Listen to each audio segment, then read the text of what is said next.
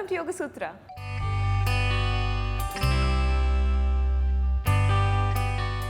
ఇవాల్టి యోగ సూత్రలో కృష్ణ గారు మనందరికీ ఏ ఆసనం పరిచయం చేయబోతున్నారో చూద్దాం.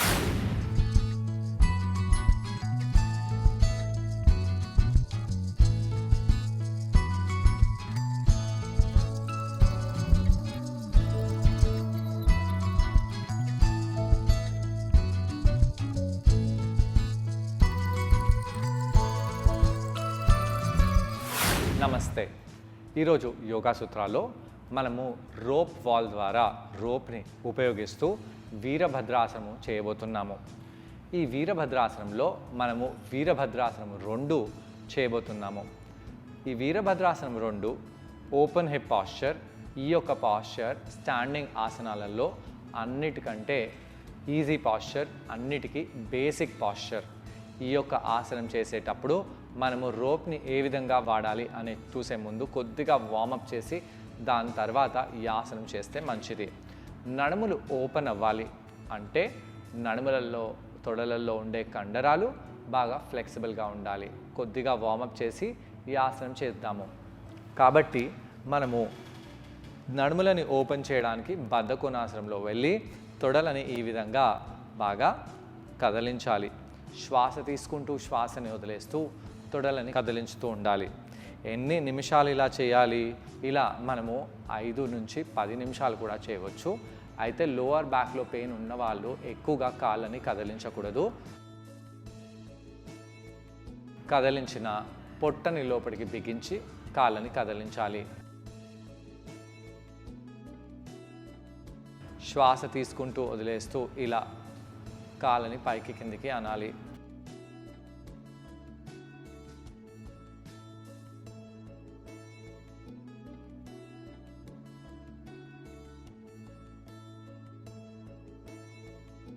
కొంత సమయం పాటు ఇలా ఉండి దాని తర్వాత కొంచెం ఫార్వర్డ్గా బెండ్ అవ్వచ్చు.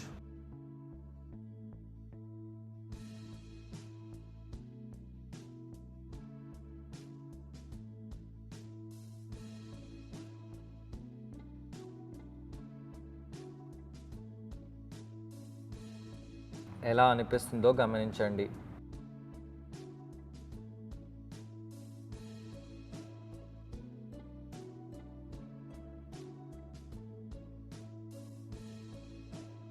శ్వాస తీసుకుంటూ శ్వాసని వదిలేస్తూ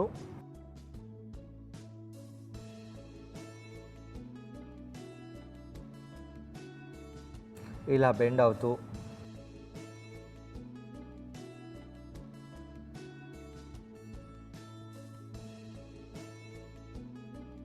నెమ్మదిగా పైకి వచ్చేసేయండి. ఇప్పుడు మనము 2 కాళ్ళని ఇలా బయటికి చెరో వైపు చేసి కాళ్ళ కండరాలని ఎక్స్పాండ్ చేసుకోవాలి. ఇప్పుడు మనము ఛాతిని కూడా ఎక్స్పాండ్ చేద్దాము. ఇలా చేతులని వెనకాలకి తీసుకెళ్ళి స్ట్రెచ్ చేయండి. స్ట్రెచ్ చేసినప్పుడు ఛాతిలో ఎలా అనిపిస్తుందో గమనించండి. చేతులని ఇలా బాగా పైకి తీసుకెళ్ళాలి.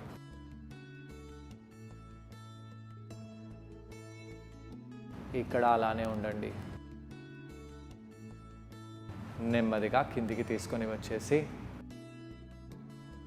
మళ్ళీ చేతులని పైకి తీసుకెళ్దాము.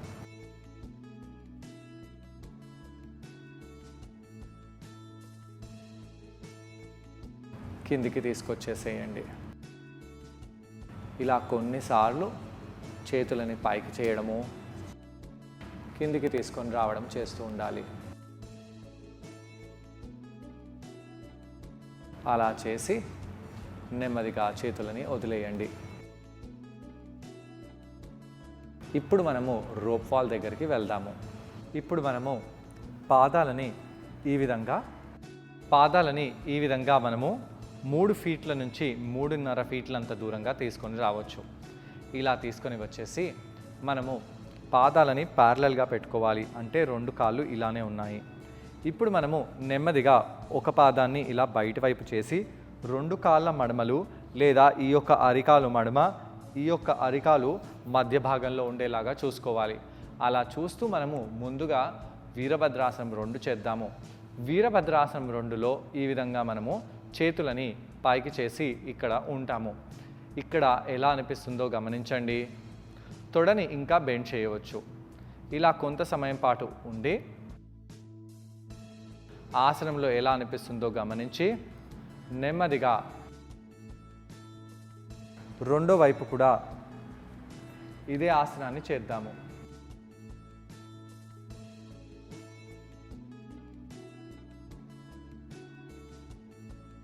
ఇలా చేతులని కిందికి తీసుకొని వచ్చేసి ఆసనం నుంచి బయటికి రండి. ఇప్పుడు మనము ఈ యొక్క రోప్ వాల్ని పట్టుకొని ఆసనం చేస్తున్నాము. వీరభద్రాసనం 2లో వెళ్ళండి. ఇలా రోప్ని పట్టుకొని ఇప్పుడు మనము మోకాల్ని బెండ్ చేయాలి. మోకాల్ని బెండ్ చేస్తూ ఇలా పాదాన్ని ముందుకు చేస్తూ మనము ఆసనంలో వెళ్ళాలి. ఇప్పుడు చూడండి, ఈ రోప్ వాల్ ద్వారా మన ఎడమ భుజము బాగా ఎంగేజ్ అయిపోయింది. కుడి తొడని నేను ఇంత బెండ్ చేయగలిగాను, లేదా ఇంత కుడి తొడ బెండ్ కావడానికి కొద్దిగా కష్టంగా భావిస్తాము. పొట్ట కండరాలని బిగిస్తూ భుజాలని రెండింటిని మనము ఇదే హైట్లో పెంచేసి ఆసనంలో ఉండాలి. ఎలా అనిపిస్తుందో గమనించండి. ఇక్కడ చేతిని అలానే పట్టుకొని ఈ విధంగా మనము కౌంటర్ ఆసనాన్ని కూడా చేయవచ్చు. దీన్ని రివర్స్ వారియర్ అని అంటాము. కొంత సమయం పాటు అలానే ఉండి ఆసనం నుంచి బయటికి వచ్చేయండి. ఇప్పుడు కాళ్ళని మార్చుదాము. ఈ విధంగా మనము ఆపోజిట్ వైపు తిరిగి చేతిని రోప్ ద్వారా పట్టుకొని మళ్ళీ మనము మన ఎడమ కాలు వేలని బయటి వైపు తీసుకొని రావాలి. కుడి కాళ్ళ వేలు పర్పెండిక్యులర్గా ఉన్నాయి ఎడమ కాళ్ళ వేలకి. ఇప్పుడు మనము తొడని బెండ్ చేసి ఆసనంలో డీప్గా వెళ్ళండి. ఇలా రోప్ ఉపయోగించడం వలన ఆసనంలో ఇంత డీప్గా వెళ్ళగలుగుతున్నాము. శ్వాస తీసుకుంటూ శ్వాసని వదిలేస్తూ రోప్ని స్ట్రైట్గా పట్టండి. రోప్ని లాగకూడదు. రెండు భుజాలలో ఎలా అనిపిస్తుందో గమనించండి. తొడలలో కూడా ఎలా అనిపిస్తుందో గమనించండి. ఇక్కడ మన వీపు స్ట్రైట్గా ఉంది. జనరల్గా ఇంత డీప్గా వీరభద్రాసనంలో వెళ్తే వీపు స్ట్రైట్గా ఉండదు. తొడని కూడా బయట వైపు ఎక్స్టర్నల్గా రొటేట్ చేస్తూ ఇంత డీప్గా మనము వీరభద్రాసనంలో వెళ్ళవచ్చు. కొంత సమయం పాటు ఉండండి. ఇక్కడి నుంచి ఇలా రివర్స్గా వెళ్ళవచ్చు. శ్వాస తీసుకొని శ్వాసని వదిలేస్తూ ఇక్కడ కొంత సమయం పాటు ఉండండి. ఈ కౌంటర్ ఆసనంలో ఉంటూ ఎలా అనిపిస్తుందో గమనించాలి. నెమ్మదిగా ఆసనం నుంచి బయటికి వచ్చేసేయాలి. ఇలా ఆసనం చేసిన తర్వాత మనము బయటికి వచ్చేసి రిలాక్స్ అవ్వచ్చు. ఈ ఆసనంలో మనము ఆసనము కౌంటర్ ఆసనము రెండు కలిపేసి ఆసనాన్ని చేస్తాము. తొడలలో ఎలా అనిపిస్తుందో భుజాలలో ఎలా అనిపిస్తుందో గమనించండి. అలా గమనించి దాని తర్వాత రిలాక్స్ అయిపోండి. దీని తర్వాత మనము ఫార్వర్డ్గా బెండ్ అవ్వచ్చు. మోకాలని బెండ్ చేస్తూ ఇలా ఫార్వర్డ్ బెండ్లో వెళ్ళిపోండి.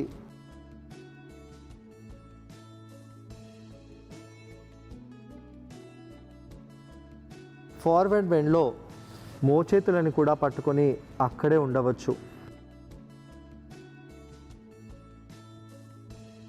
నెమ్మదిగా అప్పర్ బాడీని సైడ్ టు సైడ్ చేస్తూ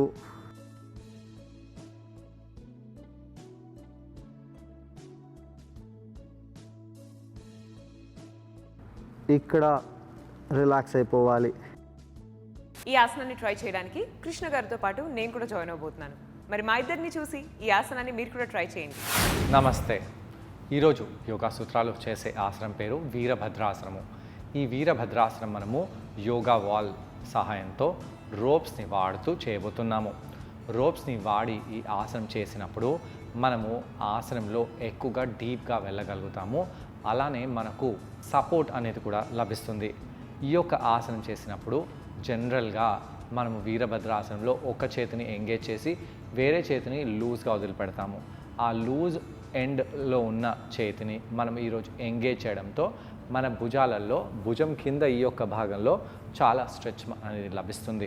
దీంతో పాటు మనము రివర్స్ వారియర్ అనే కౌంటర్ స్ట్రెచ్ని కూడా లేదా రివర్స్ వీరభద్ర ఆసనము కౌంటర్ స్ట్రెచ్ని కూడా ఈ ఆసనంతో పాటు చేయబోతున్నాము. ఈ యొక్క ఆసనం చేసే ముందు కొద్దిగా వార్మప్ చేసి దాని తర్వాత ఆసనాన్ని చేయాలి. మనము పాదాలని బద్ధకోణాసనంలో పెట్టేసి కూర్చుందాము. అలా కూర్చొని తొడ కండరాలలో నడుము కండరాలలో కొద్దిగా ఫ్లెక్సిబిలిటీని పెంచుకోవాలి. బద్ధకోణాసనంలో పాదాలని మనము బాగా ఆడించాలి. ఇలా పాదాలని ఆడించేటప్పుడు పొట్ట కండరాలను పుత్తి కడుపులో ఉండే కండరాలని ఎంగేజ్ చేయాలి.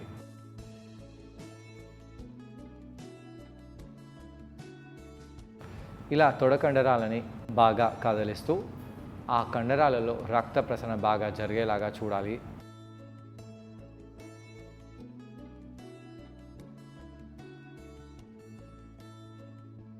ఈ విధంగా కాళ్ళని బాగా ఆడించిన తర్వాత మనము చేతులని వీపు వెనకాల తీసుకెళ్ళి మోకాలని దగ్గరగా తెచ్చేద్దాము. 2 మోకాలని కుడివైపు ఎడమవైపు చేసుకెళ్తూ తొడ బయటి భాగంలో ఉండే కండరంపై కూడా ప్రభావం పడేలాగా స్ట్రెచ్ చేయాలి.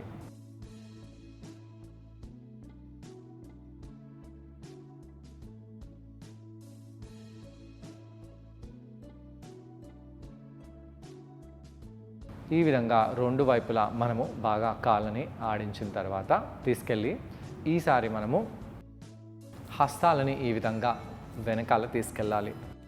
అలా తీసుకెళ్ళి చేతులని బాగా స్ట్రెచ్ చేయండి. కొంత సమయం పాటు మీరు చేతులని స్ట్రెచ్ చేస్తూ అదే విధంగా ఉండాలి. వీపుని మెడని ముందుకు చేయకండి. వీపుని మెడని నిటారుగా పెట్టి మోచేతులని బెండ్ చేస్తూ కావాలంటే ఇంకొద్దిగా పైకి చేతులని తీసుకెళ్తూ ఉండాలి. ఎలా అనిపిస్తుందో గమనించండి. నెమ్మదిగా చేతులని వదిలేసేయండి. అయితే ఇలా చేసినప్పుడు చేతులు చాలా కింద ఉన్నాయి. ఈసారి మనం చేతులని ఇంటర్లాక్ చేసి బాగా పైకి తీసుకెళ్ళి రావాలి. అంటే భుజం హైట్లో తీసుకెళ్ళాలి. భుజం హైట్లో తీసుకెళ్ళడానికి ఇలా ముందుకు వంగి మనము చేతులని పైకి తీసుకెళ్ళాలి. భుజాలలో ఎలా అనిపిస్తుందో గమనించండి. శ్వాస తీసుకొని శ్వాస వదిలేస్తూ చేతులని వదిలేసేయండి. వదిలేసి ఇప్పుడు మనము పైకి నిలబడి రోప్ వాల్ దగ్గర వెళ్తాము. రోప్ వాల్ దగ్గర వెళ్ళి నిలబడాలి. ఇలా నిలబడి మనము ఒక సైడ్ తిరిగి పాదాలని 3.5 ఫీట్లంతా దూరంగా చేద్దాము. 2 కాళ్ళని మనము ముందు వైపు చేసి ప్యారలల్గా పెట్టండి. ఇలా పెట్టి ముందుగా మనము వీరభద్రాసనం చేసి దాని తర్వాత రోప్ సహాయాన్ని ఉపయోగించుదాము. కుడి కాలుని కుడివైపు తిప్పండి. అలా కుడివైపు చేసి ఆ కాళ్ళ వేలని పాయింట్ చేద్దాము. పాయింట్ చేస్తూ భుజాలని ఇలా మనము భుజం హైట్లో పైకి లేపుతూ కుడి తొడని ప్యారలల్గా తీసుకొని రండి. భూమికి ప్యారలల్గా కుడి కాలుని బెండ్ చేయండి. అలా చేస్తూ తొడపై ఎలాంటి ప్రభావం పడుతుందో చూస్తూ మనము ఈ ఆసనంలో ఉండాలి. అయితే ఇక్కడ కొంత సమయం పాటు ఉన్న తర్వాత పైకి వచ్చేసి రెండో వైపు ఇదే ఆసనాన్ని చేద్దాము. ఎడమ కాల్ని ఎడమ వైపు చేద్దాము. మోకాల్ని బెండ్ చేస్తూ 2 చేతులని భుజం హైట్లో పైకి లేపాలి.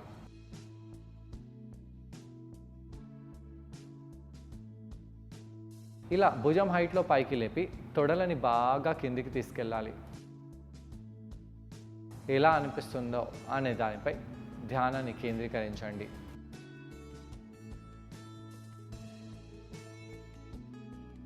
అలా ఆసనంలో ఉండి నెమ్మదిగా ఆసనం నుంచి బయటికి వచ్చేసేయాలి. ఇప్పుడు మనం ఇదే ఆసనాన్ని గోడపై ఉన్న ఆ రోప్ని వాడుతూ ఆసనాన్ని చేస్తున్నాము. మళ్ళీ మనము ఎడమకాలు వేళ్ళని బయటికి వైపు చేసి 2 భుజాలని పైకి లేపి ఆ కుడి చేయితో రోప్ని పట్టుకోండి. రోప్ని పట్టుకొని కొద్దిగా మనము ముందు వైపు జరగాలి. ఇప్పుడు మనము ఆ ముందున్న కాలుని బాగా ముందుకు తీసుకొస్తూ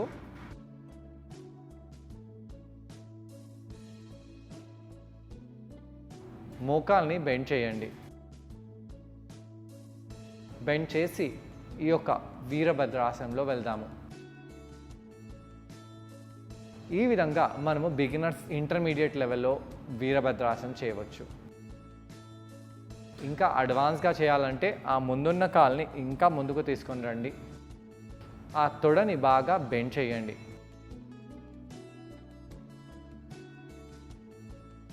బెండ్ చేస్తూ ఎడమ తొడలో ఎలా అనిపిస్తుందో గమనిస్తూ ఆ కుడి తొడలో ఉండే కండరాలని బాగా స్క్వీజ్ చేయాలి.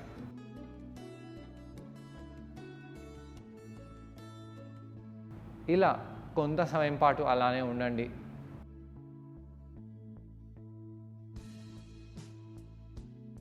ఇలా ఉంటూ నడుములో ఎలా అనిపిస్తుందో పొట్టలో ఎలా అనిపిస్తుందో గమనిస్తూ తొడలో ఉన్న కండరాలని మనం కొద్దిగా బాహ్యంగా రొటేట్ చేసుకోవాలి. మనము ఆ ఎడమ చేతిని ఆకాశం వైపు పైకి తీసుకెళ్దాము. తీసుకెళ్ళి ఈ విధంగా రెండు చేతులని మనము కుడివైపు చేయాలి.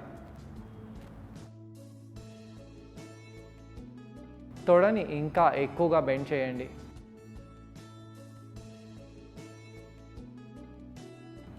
కొంత సమయం పాటు ఇక్కడ అలానే ఉండండి.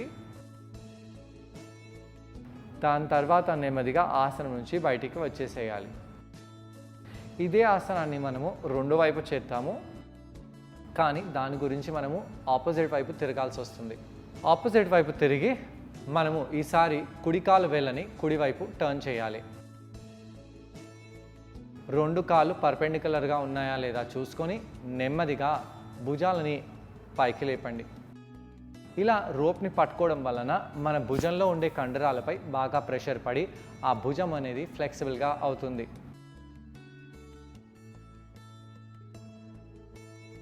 శ్వాస తీసుకొని శ్వాసను వదిలేస్తూ బాగా కిందికి వెళ్ళండి.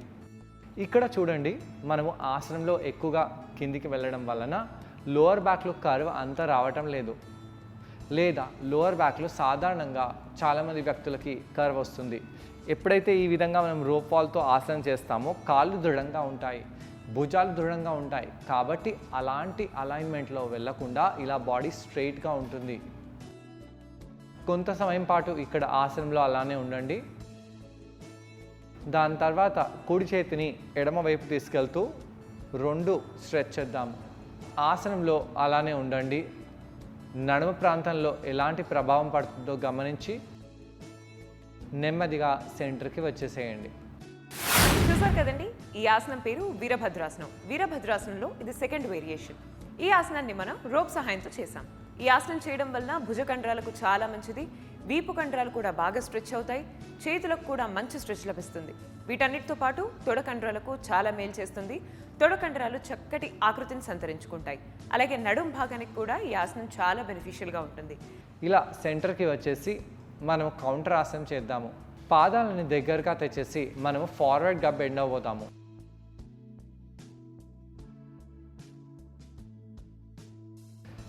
తలలో రక్త ప్రసరణ బాగా జరిగేలాగా చూస్తూ ఈ యొక్క ఆసనంలో కావాలంటే ఆపోజిట్ మోచేతులని పట్టుకోండి.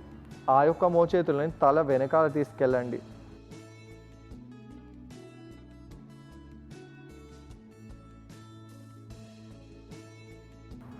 అలా చేసి నెమ్మదిగా చేతులని వదిలేసి ఇక్కడ తలని షేక్ చేయవచ్చు. ఇలా కౌంటర్ చేయడం వలన చేతుల కండరాలు, భుజాల కండరాలు, వీపు కండరాలు, అలాగే తొడ భాగంలో ఉన్న కండరాలు బాగా స్ట్రెచ్ అయ్యి రిలాక్స్ అయిపోతాయి. మరి వాళ్ళ యోగ సూత్రలో కృష్ణ గారిని మనం అడగబోయే ప్రశ్న ఏంటంటే, ఈ ఆసనం చేసేటప్పుడు మనం అందరం ఎటువంటి జాగ్రత్తలు పాటించాలి? ఈ ప్రశ్నకు సమాధానం కృష్ణ గారిని అడిగి తెలుసుకుందాం. ఈ ఆసనం చేసేటప్పుడు మనము ఎలాంటి జాగ్రత్తలు తీసుకోవాలి? వీరభద్రాసనం 2 ఎప్పుడైతే మనము రోప్ వాల్ ద్వారా చేస్తామో అప్పుడు రోప్ వాల్ని గట్టిగా లాగకూడదు. రోప్ని లాగకుండా మనము చేతుల్ని భుజం హైట్లోనే పట్టుకొని ఈ ఆసనం చేయాలి. తొడని కంపల్సరీగా 90 డిగ్రీలు బెండ్ చేయాలి. అలా బెండ్ చేసి ఆ తొడని బయటి వైపు రొటేట్ చేయాలి. కాళ్ళ వేలు ఎలా ఎటువైపు అయితే చూస్తున్నామో అటువైపే మనము తొడని రొటేట్ చేస్తూ ఈ ఆసనం చేసినట్టు అయితే మనకు సంపూర్ణ లాభాలు కలుగుతాయి. ఈ ఆసనం చేసేటప్పుడు చాలా పైకి ఉండకూడదు, మన నడుములని చాలా కిందికి తీసుకెళ్ళాలి. మోకాలు హైట్లో నడుముని తీసుకెళ్ళి మనం ఆసనంలో ఉన్నట్టయితే మన కాళ్ళల్లో చాలా బాగా స్ట్రెచ్ డీప్గా అనేది పడుతుంది. చూసారు కదండి ఇవాల్టి యోగ సూత్రలో వీరభద్రాసనంలో సెకండ్ వేరియేషన్. మరి ఈ వేరియేషన్ని మీరందరూ తప్పకుండా ట్రై చేసి దీనివల్ల వచ్చే బెనిఫిట్స్ని మీరు కూడా పొందండి. తిరిగి రేపటి ఎపిసోడ్లో మరో ఆసనంతో ఇంకొన్ని బెనిఫిట్స్తో మనం మళ్ళీ కలుసుకుందాం. అంతవరకు stay fit and be healthy. Bye.